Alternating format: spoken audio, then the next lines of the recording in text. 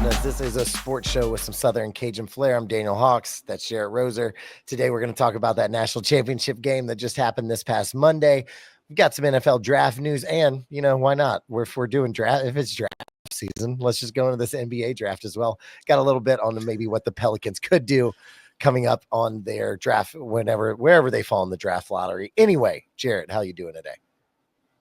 Doing well. I know you're excited. You've been itching to talk NBA draft for the last couple of episodes. I'm like, you realize the lottery doesn't happen until mid-May, yeah, and there's a whole other draft before. And all I'm doing is listening to draft stuff right now on both accords, on both NFL and NBA. Just where could things go? Who's going where? What? But yeah, let's get into it. First off, Florida, Houston, hell of a game on Monday. So much fun. Very sloppy, but I also felt like it was two teams that are so good at making you frustrated offensively that really just showed through. Except for, you know, in spurts when Houston this time we talked about what was the team that was maybe going to get up and then have no clue what to do and blow the lead. It was Houston. So you know, up by double digits in the second half, and then just couldn't get a shot off. It was very eerily similar to what they did to Duke. It was weird. Yeah. Yeah, man. Think? What do you got? I mean, that was, and look, credit to you. I had Florida in my bracket, as I mentioned, to start the tournament, but I had gone into that game thinking Houston would win it. And we, you know, we're on different sides of that on Monday going into the game, and you got this one right. So I'll give you that credit.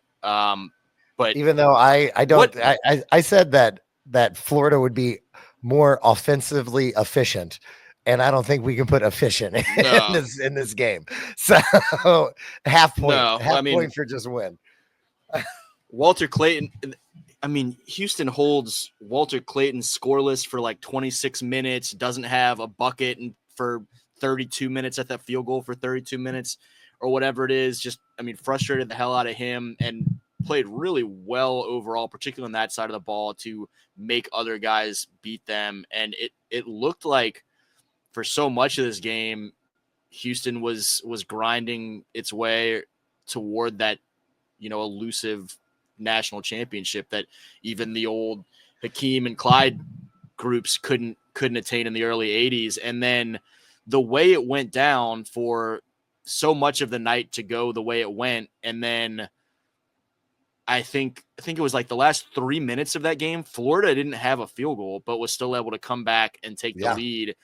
And you, as Houston, the last, was it 3 possessions, 2 or 3 possessions, you don't even get a shot off to potentially try to, you know, salvage this thing. And so that was brutal. I feel for I mean, Emmanuel Sharp at the end, obviously not get that shot off, but that whole possession was just disjointed. They kind of bottled up Cryer on the other side of the floor. And I'm standing there saying, you got to go get something. And they just never did. Clayton, for his low scoring output, I think it was his lowest since March 1st, ends up with a closeout that helps kind of seal the game. Just brutal, man, for the Cougars. It was a hell of a job for the Gators to grit it out. It was a very pickup basketball ending. Like, oh, I can't touch that. I'm on a double dribble. I would have just taken the double dribble and fouled and taken my chances on that, and maybe go deeper into that little game, because you're going to just have more time. I mean, by the time literally the clock ran out because someone got on the floor. But like, if I'm him and I know it's going to be a double dribble, but the time is so, or I don't know what to do, because in that moment you're just screwed. So much. Yeah, you're screwed. You're screwed, because if you do double dribble, obviously they're going to get free throws. You got to assume that they're going to make both of those free throws. Like, I would always assume that if someone's going to the free throw line, regardless of what their percentage is, I'm going into that. Like, they're going to make both of these. So what is my next move after that? But also, I feel like some of those other Houston guys, I know you're trying to run your spot, but you got to be aware what's going on up there. Because if he would have had maybe a little bit of help, even someone touching the ball, tapping it back to him, just the awareness of doing that, maybe you at least get like a 35-footer off, which he can make.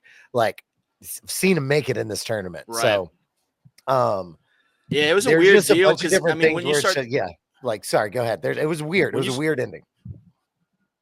when you start talking about maybe eat the double dribble and play the foul game, they ate so much of that 19 seconds to even get the ball to him on that side of the court at Yeah. that point. And so it was pretty tight. And what was crazy to me, and I haven't seen it, and I'm sure someone has probably in Houston media, if not elsewhere, but what's crazy to me, and I guess it was fresh in my mind, because of just the way that my Monday played out. I watched the Phi Slamma Jamma 30 for 30 again leading up to it because I turned on the TV at a point and was like, well, I've got like 2 hours, so might as well just throw it on. And so much of that doc is built on the loss to NC State, where Benny Anders, a Louisiana native, thinks he has the steal, can't quite get to it. And so Derek Wittenberg lofts that shot that comes up short, and Lorenzo Charles is able to tap it back in, and how much that affected Benny Anders' life to have missed this potential steal by an inch or two, that he could have been the guy that helped punctuate a national championship. Instead, he feels like he cost the team. And then obviously a lot more happened with Benny the next year that, he ends up leaving that program, but he kind of wanted to distance himself from everything and just became kind of a mystery man that fell off the face of the earth in a lot of ways, where his teammates have to go find him. And now you're watching Emmanuel Sharp in real time, 40 years later? 40 some odd years later, not be able to get that shot off. And you feel for him and wonder the effects for a guy that, like Benny, was a phenomenal piece of this run for the Cougars. And now that's going to be the lasting image for him wrapping up this season. And also, just a little tidbit, Todd Golden is now the youngest coach since Jim Valvano on that NC State team to win a title. Yeah, it's crazy. Respectfully, crazy. the co-eds in Gainesville, close your DMs or whatever. It's wild times. Allegedly. Oh, allegedly. Does that save it? Them Gator boys stay hot. Okay. Yeah. Like Urban, like Golden. Is that what we're going with? I mean, man is allegedly wild. Let's go. I don't need to get into Todd Golden. Yeah, let's move on. I mean, he's like 2 years older than us, so that's also another bit about it. Anyway, news came out recently. Mel Kiper, I almost called him Mock Kiper. Mel Kiper came out with his latest mock draft, and surprisingly, in it, at number 9, he has the Saints drafting Shedeur-Sanders. He has Shedeur-Sanders dropping almost out of the top 10. This triggered a reaction, or right when it came out, or there's been some movement on that on the betting lines as well. Saints are now the favorite on both DraftKings and FanDuel to draft Shedeur-Sanders, them going from plus 300 yesterday. We're filming this on Wednesday the 9th, to this morning right before we filmed. They are at plus 200 basically. So odds are going up for them as the favorite. And NFL draft is a week and a half away, 2 weeks away, really. I don't know. What do you think? Do you think that this is just smoke and mirrors? Do you think that Deion would pull a Eli Manning and maybe force his hand to not go there because the Saints are a little bit of a cluster, just from a roster standpoint? But then again, if you add a solid quarterback, or someone like that, I do think that this roster could outperform where it's going to be at. So it's just super interesting to see where all this stuff is coming up. And it's a lot of guessing right now in this NFL draft game. No one really knows what's going to happen except the people in those, except literally Tennessee at number 1. And even they don't, because I'm sure that they are taking calls right now. So, yeah, I mean, I fully expect Tennessee to take Cam Ward. From the Saints and Sanders side of things, in terms of whether Deion and Shedeur would be comfortable with landing in New Orleans, I think they would, based on just sort of the I mean, the comments and the tea leaves and all those things that seem to be coming from there. Dion was Yeah, asked after Alvin Kamara went and hung out with Dion literally yesterday after this news broke. After the Colorado Pro Day at the end of last week, Dion was asked about his feelings of New Orleans as a landing place for Shedeur, and he said, I like those colors, I like the town, I like the people, I like the food. I'd feel good about that. And so it doesn't seem like New Orleans would be a place that they would try to leverage their way out of. From the Saints side of things, I think I have concerns from my limited perspective where I'm at, of just knowing how many people have talked about Shedeur as being a notable gap shy of Cam Ward, and people talking about, is he even a first round grade potentially, and just picking him that highly, where people were talking about him potentially in the mix of, a top 5 pick, picking him because of that positional value and him being a quarterback. And where the Saints are in their mess of a rebuild, I wouldn't want them to reach on a young quarterback just because he's a quarterback in this year's draft. All that said, I don't even begin to think that I can evaluate quarterbacks as well as I certainly hope Kellen Moore can. And so if you as the Saints, if you as the new Saints head coach, and the staff, Doug Nussmeier, that whole crew, if you see what you want to see in Shedeur as that level of draft prospect, as a top 10 pick, and feel like that can be your guy to build around for the years to come, then by all means go and do it. I just have concerns of knowing how much teams reach for quarterbacks, and, a new staff and a first-time head coach being maybe over eager to want to go get his quarterback for the future. I just hope it's the right fit for how their evaluation falls, and that they don't reach simply because of a positional dynamic in a situation where, again, there's a lot to fix. And listen, there's also, Saints could go defense with this pick. I mean, between Nick Emanwari and Will Johnson, both are kind of floating around that area. A lot of big boards. The Saints need secondary help, especially, I know that they've got Kool-Aid, had a couple signings, but they are thin in that area. So having any help with that, and especially in the safety position to help Tyrann Mathieu, would be, I think, very much welcome on that. Probably Cam Jordan would like that a lot too. So he can have a little bit more time to get to the quarterback in his waning years. So there's a lot of I like Will Johnson a lot. I've watched him going back to 7-on-7 tournaments and had a chance to chat with him somewhat, in that setting a little bit as a young guy, and was really impressed with his mentality and the way he approached things. Obviously went on to a great college career.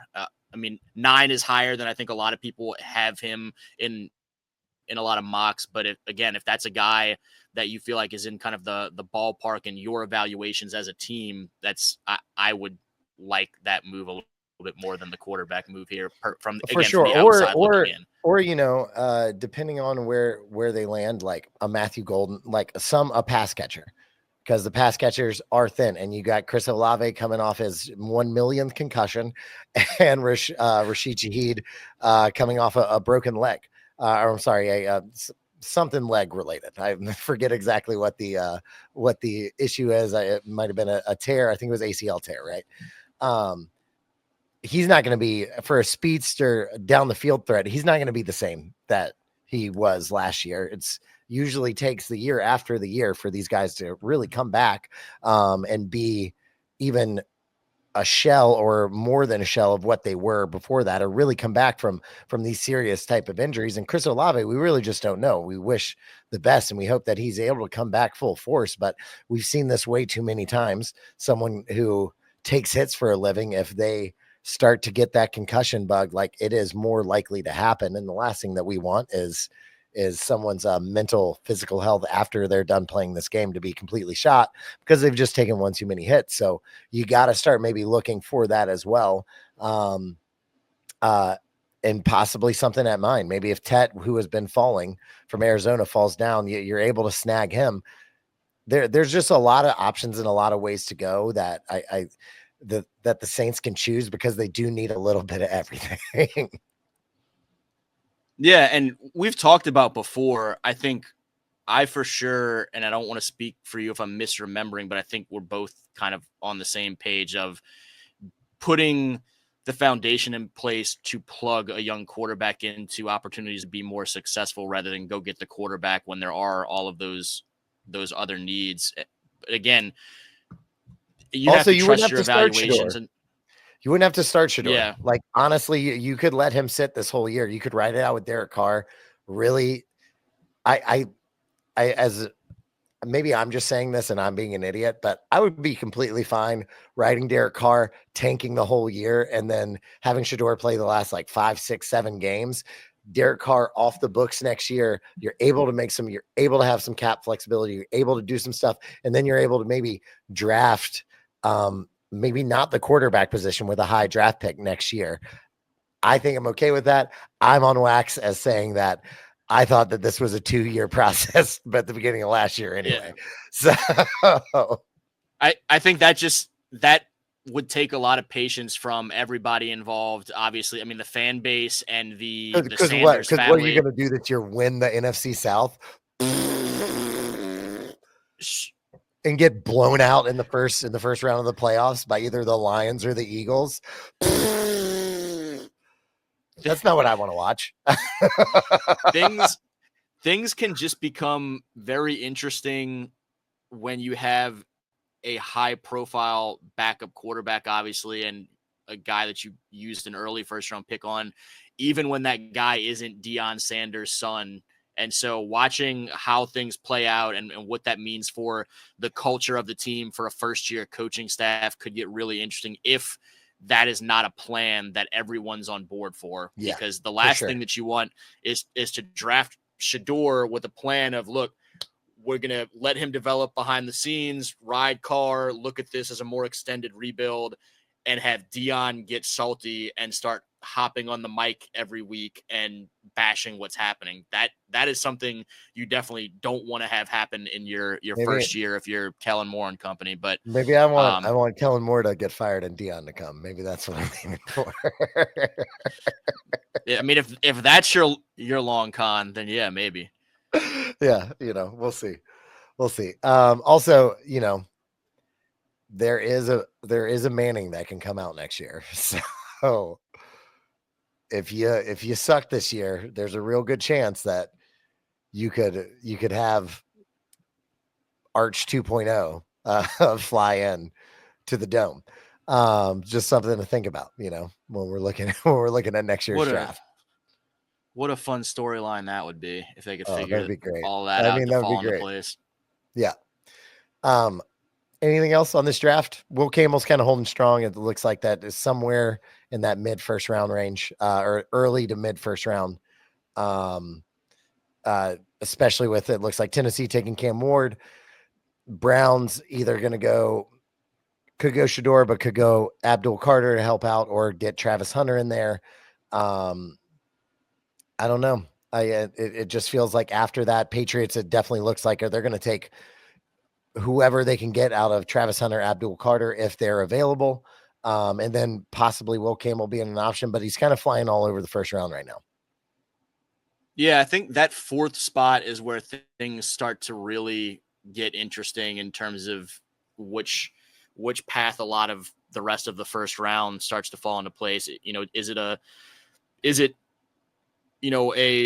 a Hunter falling possibly? I don't think so.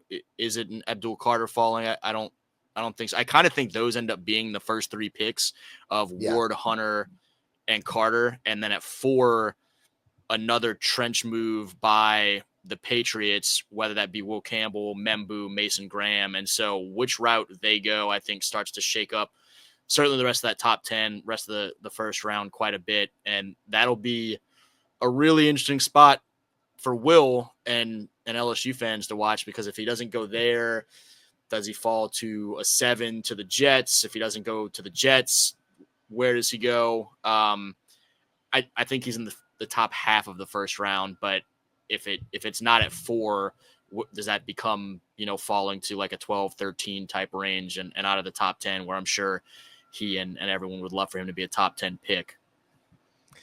Yeah, I wouldn't mind if he did drop and went to a better team. So, but there we go. Well, we'll know what happens in a couple weeks, and you know what? We're gonna let you know. We're gonna let you know what happens, and if you don't already know, then now you'll know. If you don't know, you know what I mean? If you don't know, now you know. Yeah, just leave it at that. Love it. Love it. All right, let's move on to our final topic right now. Pelicans draft. Pelican season's almost done. We're not going to stay long on this, but I thought it was interesting. With They still playing basketball down there. They still play. They got 2 or 3 games left, baby boy. Maybe even 2. But they didn't sim to end. No, they have. They've definitely simmed to end. But now this is what it looks like, and when you sim to end, this is what your computer looks like when it's playing those games. We were getting a real-time look at it. With the season almost being done, it looks like the Pelicans are pretty locked into either that 4 or 5. Don't think they're going to be able to drop into that 3 seed. Right now it's Utah, Washington, and Charlotte are going to have the top 3 most lottery balls going into this. New Orleans looks like it's going to get in there right at 4. The only reason I want to bring this up with the tournament ending, obviously Cooper Flag, number 1 right now, but then there are basically 4 shooting guards that are shooting guards / point guards that are up around the top. Dylan Harper from Rutgers, Ace Bailey from Rutgers, VJ Edgecombe from Baylor, and Trey Johnson from Texas. All of those guys, I would be super ecstatic to see on there, because I think in that Trey Murphy vein, we need some scoring to go with whatever happens on this offseason. We can talk about whatever's going to happen in the Pelicans offseason a lot later. But I think out of these 2, I was really liking Trey Johnson from Texas, who's a shooter out of there. He moves incredibly well. He's 6'6", got a 6'10" wingspan. And from the little stuff that I've watched of it, I have not watched a lot about it. He comes ready to shoot the ball off a screen or off a cut. And just looks super NBA ready. But I just kind of wanted to gab about some NBA drafts since we were doing NFL a little bit. So yeah, I think that the Pels are pretty safely into that 4 slot. Everybody's trying to tank their hearts out, and so as we get toward the end of this, as much as it would have been great for the Pels to potentially catch the Hornets and help their standing, or as much as folks in Philly may have wanted the Sixers to catch the Pels down the stretch, everybody's doing such a phenomenal job of tanking that everyone's just kind of statically falling into those slots. And so we'll see what that means in mid-May in terms of how the actual draft order plays out. But I was texting you and Chet the other day, like, the top of this draft has such good options that as long as you maintain that type of a slot, I'm probably going to feel good about any of these guys that you add in there. You mentioning Trey Johnson, he's probably the person I've thought about least of that top handful of options for the Pels. Ace Bailey is someone that when this draft class was first kind of starting to come into picture a little bit, when these guys were still in high school, I'm looking at someone that is that length and has that perimeter skill set, and this year shot like 35% or whatever it was from 3 in a college season. That's really intriguing to me. Edgecombe, I thought, was super productive, as productive as probably anybody in his college season this year of this mix of that group, right after Cooper Flag. And so I liked a lot of what he was able to do with some shot from the perimeter, but also being able to get to the rack and force defenses to respect that and kind of crash, and what that potentially opens up for Trey and company on the outside if VJ ends up in a Pels uni. But the draft is just so good that, as disappointing as this season was for the Pels, I'm going to be pretty optimistic, barring something unforeseen where they somehow fall out of the top 5 if too many people jump up or whatever the case may be. It was just a what could have been season to the max. Just, I mean, the amount of injuries. Did the starting five ever play together one game? I don't think they did. They might not. I, What was it? I They've actually had don't think they 40. did. As in DeJounte, CJ, Right. Herb, Zion, and let's just call it Ease Misi, because the Daniel Tice experiment was exactly what I thought it would be. Uh, Well, I don't think look, they played together one game because DeJounte got hurt that first game and Zion didn't played the next game. And then he was out for 2 months. And then as soon as he came back, I believe it was when Zion was out. And then he blows out his Achilles tendon. I don't think this team played one game with their projected day one starting lineup. Quite possibly. I saw the other day the report that the Pels were using their 44th or 45th different starting lineup of the season, I think it was. And I mean, we're in the mid 70s of games played at that point. It was real rough from very early on. As excited as we were about DeJounte Murray, before I even got a chance to kind of start transitioning my way out of football mode to look at basketball a little bit more, it was already off the rails. And it was really tough to swallow at that point. Also, I want to give Daniel Tice some level of not throwing him under the bus, because I think Yves Misi's quick ascent into what Yves was as a rookie, being ahead of schedule in a lot of ways, factored into a lot of Tice, I think, was there as kind of this insurance policy veteran bridge player. And the fact that Yves was ready made it that much easier to be like, all right, well, we don't need that at all. Okay, let me backtrack this just a little bit. Daniel Tice is a fine NBA role player. He is that's all. He is an undersized as hell center. And if you're going into your day one and Daniel Tice is your starting center, then you're gonna have a bad time. That's all I'm saying. Yeah, we knew that what the deal was with him coming in, that they had not been able to swing the BI situation the way they thought they were going to after the DeJounte trade. And so they got stuck in a situation where they had to just find somebody to be a serviceable person to eat some minutes there. And Tice was a guy that you just kind of had to plug and play and realize, this is going to be a team that doesn't have a Portland big man, doing really. up there. They're just hogging all those big dudes. Syndrome's one of them. Why would you just take Brandon Ingram? Toronto did. They extended him. You could have done that in the offseason. It would have been great for us. Losers. Have a better record than us. Not that some of those Portland bigs haven't had their own injury concerns, and so we'll see. Sure, I mean, if it had a different world where one of those guys ends up in New Orleans, who's to say that he's not sitting on the bench alongside all these other guys as well? It was just that kind of snake bait year. Yeah, we should do a what could have been for the NBA season. Maybe we do that after it's done. Well, what's frustrating, even just thinking about the injuries, when you look at the West right now and you say, oh, like everything is wide open up for grabs from like the 3 slot all the way down through the play-in, that was supposed to be a thick that this New Orleans team was supposed to be in and be able to potentially, if you finish the season strong, suddenly shoot, are you hosting a first round series type deal? Yeah. And instead, especially we're talking with about how we've seen some of this stuff play out. Like we can, and Shaq said this last night on the TNT broadcast. He thinks that Denver's going to slide after firing Coach Mike Malone. Yeah, I think so too. Like I think it's hard. I think they're just punting on this season.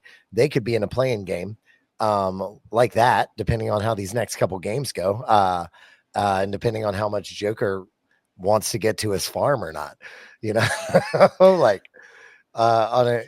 so realistically, like Pelicans could have been in a spot where they're jockeying for that position. I still really believe that this team, as constructed at the beginning of the season, was supposed to be able to make some noise in the Western Conference. And I wasn't alone. The national media thought that as well. No, I thought they were a sneaky possible go compete for the 4 seed in the West. And instead we're talking about, okay, they're locking up that 4th pick in the draft, hopefully. No. Well, when the Pelicans news comes out, draft lottery should happen in about 2 weeks, I believe. We'll be here. We'll let you know where we think the Pelicans are going to go. You're so eager. I'm so ready. I think it's May 12th. I think May 12th is the date of the draft lottery. No, So NFL draft is in 2 weeks. May 12th. May 12th is the NBA. Yeah. I got them. I got all my draft stuff mixed up. Anyway, we'll be here for that. Where the Saints pick, where the Pelicans pick, what is going on in Louisiana sports. That's what we're here to go over with you. Thank y'all for coming in today. Jared, do you have anything before we get out of here? Nope. That's about it. Great. Follow us on the socials. You can go to the YouTube channel. If you're watching this, you're on the YouTube channel, but please like, follow, subscribe.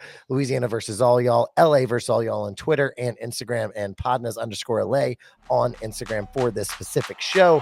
We're going to get some content up there soon for y'all. Thank y'all for coming in. PODnas.